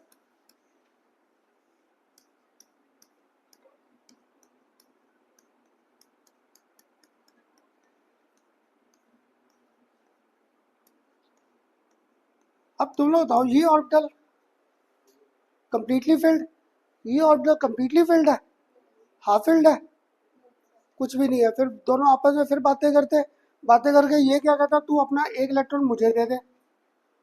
कहता तू क्या हो जाएगा हाफ फिल्ड और मैं क्या हो जाऊंगा कंप्लीटली फिल्ड, दोनों स्टेबल हो गए। That's why this element has got configuration.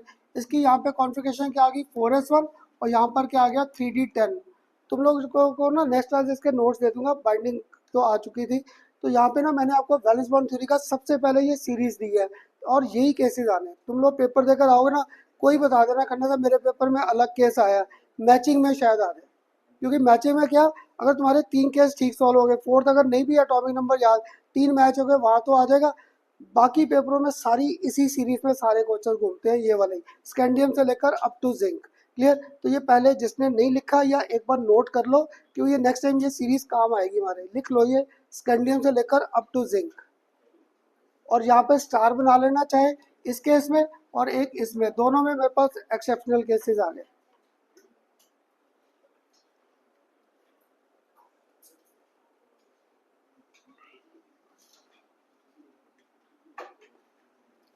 और एक ना मैंने फिर भूल जाना तुम में से, अब जैसे पीछे पेपर चल रहे थे ना, कभी कोई छुट्टी भी है, कभी कोई छुट्टी भी है, कभी क्या, तो मैंने कल 10:30, ठीक है, कल 10:30 मैंने ये नहीं पूछना किस बार टाइम है या नहीं, मेरी सर वहाँ क्लास है, मेरी वहाँ, तूने तो लेक्चर लगाए सारे, ठीक। मैं उनके लिए कह रहा था जिन्होंने लेक्चर छोड़ रखे थे, कल 10:30 मेरे पास आके ना, जो कोऑर्डिनेशन का लेक्चर छोड़ा है या समझ नहीं आया, कल 10:30 मैंने यही होना है, ठीक भवनी।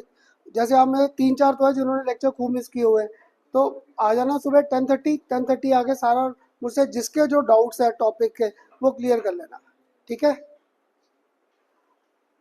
अब ये बताओ कॉन्फ़िगरेशन क्लियर हुआ सबको? हाँ जी, शाबाश, बस सर को बस बना दो, ट्रक बना दो सर को। हाँ,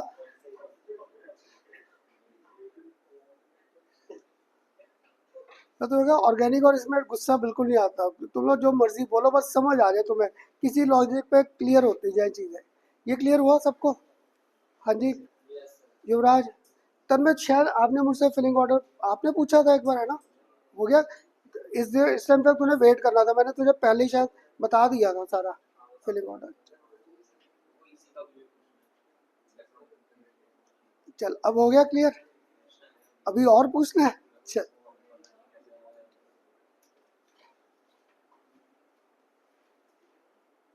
अब तुम लोग यहाँ पे बताओगे, एक और 11th क्लास में कंसेप्ट किया था, पैरा और डाईमैग्नेटिक। पैरा और डाईमैग्नेटिक मुझे भूल गया क्या था, क्योंकि मैंने अब वैलेंस बॉन्ड थ्योरी में नेक्स्ट लेक्चर पकड़ना है, कौन पैरामैग्नेटिक है कौन डाईमैग्नेटिक है। जो बॉक्सेस बनाए थे पेड़ और पेड़ इलेक्ट्रॉन के अब देखो, आपने एक वर्ड दिया हाफ फील्ड, आपने क्या दिया? सर ऑल्टरनेट ऑल्टरनेट मीन्स, और ऑटोपी डायग्राम्स अगर मैं यहाँ पर लिख दूँ 3s1, अगर 3s1 लिख दूँ और लिख दूँ 3s2, 3s1 और लिख दूँ 3s2, या फिर आपके यहाँ पर लिख दूँ नाइट्रोजन का, याद है नाइट्रोजन, और अगर क्लोरीन का लिख दूँ p ऑर्बिटल,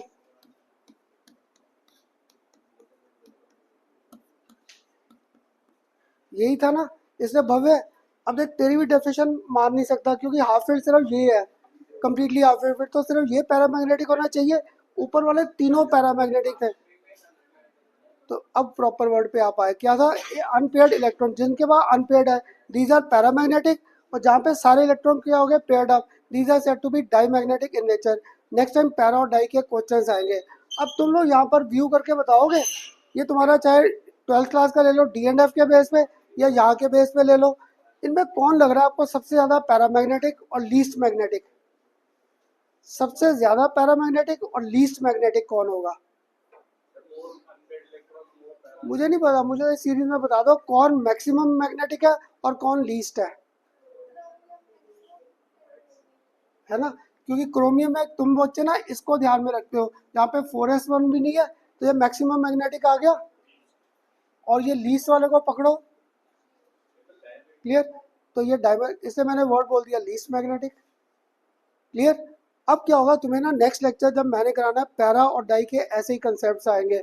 एक और कंसेप्ट इस सीरीज का यूज में लाना है, तुम लोगों ने मुझे अभी आयरन की कॉन्फ़िगरेशन लिखवाई है, आयरन का टॉपिक नंबर 26, कॉन्फ़िगरेशन क्या लिखवाई है आपने मुझे? 18, और इधर लिखवाया 220, साथ में क्या लिखवाया 3d6, है ना? अब यहाँ पे ना मैंने आपको क्या करना था, Fe2+, Fe2+, तो तुम में से एक ने मुझे कॉन्फ़िगरेशन लिखवा दी ऑर्गन, इधर लिखवा दिया 4s2 और इधर कर दिया 3d4, एक मुझे कहता नहीं सर इसकी कॉन्फ़िगरेशन लिखो ऑर्गन और साथ में क्या लिखो 3D6। अब सारे नहीं, चल कौन बता देगा, चल अवन आप बता दोगे। अवन यहाँ पे किसकी बात मानूं, ऊपर वाला कॉन्फ़िगरेशन ठीक है या नीचे वाला, कौन सा कॉन्फ़िगरेशन ठीक लग रहा है, ऊपर या नीचे? देखो अगर अपनी से मैं अपनी बात करता, मुझे लगता है ये ठीक है। क्लियर, मैं ठीक कैसे सोचता कि D6 है, मैंने 2 इलेक्ट्रॉन निकाल दिए। याद है तुम लोग छोटी क्लास में पढ़ते थे वैलेंस इलेक्ट्रॉन्स क्या थे? Valence electrons, electron present in outermost shell. जब भी हम लोग इलेक्ट्रॉन ऐड या मूव करते हैं बाहर वाले शेल से करते हैं। जैसे अभी आप मुझसे पूछ रहे थे वो सर ऑर्बिटल क्यों कहाँ गया आपका, तो यहाँ पे क्या था, इस ऑर्बिटल को फिल जरूर पहले किया है पर बाहर वाला ऑर्बिटल तो यही है। तो दैट मीन्स ये कॉन्फ़िगरेशन यहाँ पर क्या थी, गलत। तो तुम्हारे ना वैलेंस बॉन्ड थ्योरी का ये सबसे कॉमन गलती रहता है। जब मैं कराता हूँ तब तुम्हें बड़ा अच्छा लगता है, खन्ना साहब बड़ी आसान है ये तो कर लेंगे। पेपर में जब खुद करने बैठे तुम लोग ये कॉन्फ़िगरेशन लिख कर बैठ जाओगे और होगा क्या, ऑर्बिटल कोई खाली नजर ही नहीं आएगा, फिर वहाँ बैठ के मुझे गालियाँ दोगे क्या पढ़ाया था। तो मैंने आपको इसलिए आज ना सिर्फ लॉजिक्स क्लियर किए, इस वैलेंस बॉन्ड थ्योरी के लॉजिक्स क्या थे। तो मुझे आयरन 2 की हर बार कॉन्फ़िगरेशन ये लिखना है, क्यों, छोटी क्लास से पढ़ा था इलेक्ट्रॉन एडेड और रिमूव कहाँ से करते हैं, बाहर वाला शेल। तो बाहर वाला शेल मेरा यही था, अगर ये था तो इसकी कॉन्फ़िगरेशन 3D6 आ गई। अब बताओगे इसमें अनपेयर्ड इलेक्ट्रॉन, इसमें अनपेयर्ड इलेक्ट्रॉन, एक कहता है डाईमैग्नेटिक, ये डाईमैग्नेटिक है। क्योंकि मेरे जैसा क्या करता है, दो दो इलेक्ट्रॉन पेयर्ड अप, चलो जी डाईमैग्नेटिक कर दिया। और याद है डी में ऑर्बिटल 5 थे तो 5 में से एक पेयर्ड हो गया, 4 अनपेयर्ड रह गए, जिसको अभी भी है 1 2 3 4 और 5, तो अनपेयर्ड 4 रह गए। तो कंपटीशन में थोड़ा या सीबीएसई में जल्दी हो जाए, 10 माइनस कर सकते हो, 10 माइनस। जैसे अगर यहाँ पर सपोज किसी कॉन्फ़िगरेशन में 3D8 आ गया, 3D8, तो 10 माइनस 8 2 आ जाएंगे अनपेयर्ड, आ जाएंगे 2 अनपेयर्ड इलेक्ट्रॉन। क्योंकि मुझे यहाँ पे ये बेसिक चाहिए कौन पैरामैग्नेटिक है और कौन डाईमैग्नेटिक है। तो तुम्हें से ना कईयों को ये कॉन्फ़िगरेशन लिखने नहीं आते, फिर फंस जाएंगे। तो तुम लोग ऐसा करो, एक मुझे यहाँ पर निकल और इधर मुझे निकल +2 और एक निकल +3, इसका एटॉमिक नंबर मैं बता देता हूँ 28 है। मुझे तीनों की कॉन्फ़िगरेशन बता दो और कौन सबसे ज़्यादा पैरामैग्नेटिक है। चल इसका हो गया 26 और इसका हो गया यहाँ पर 25 मान लिया मैंने। इनकी कॉन्फ़िगरेशंस भव्य, पहले इसकी बता, इसकी क्या लिखूँ कॉन्फ़िगरेशन? हाँ जी, चल ये आ गया यहाँ पर, क्लियर। तो अब गुरांश नेक्स्ट आप बता दो क्या लिखूँ कॉन्फ़िगरेशन? 3D10 8, हाँ जी लिखवा, पूरी कॉन्फ़िगरेशन लिखवाया, इसकी क्या लिखूँ?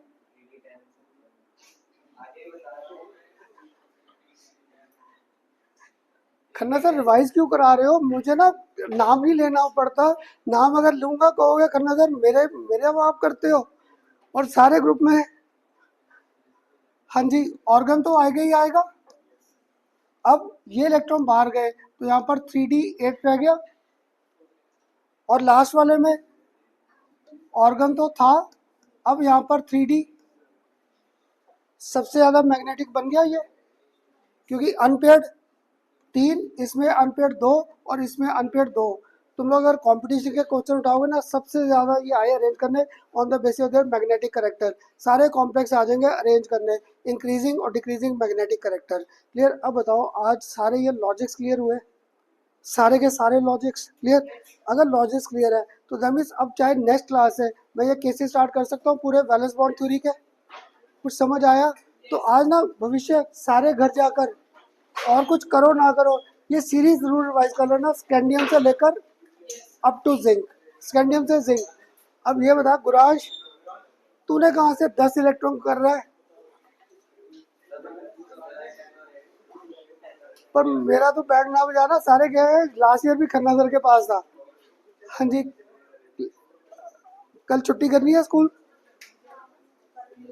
कल नहीं, कल सुबह 10:30 आ जाए, इनका जो लेक्चर्स करने हैं, आपका भी जो टॉपिक आता है वो भी कर लेंगे।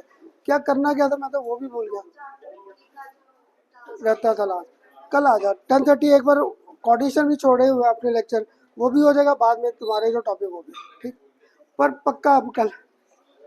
हाँ जी सबको क्लियर हुआ, अब भागने की पड़ी है, चलो भागो।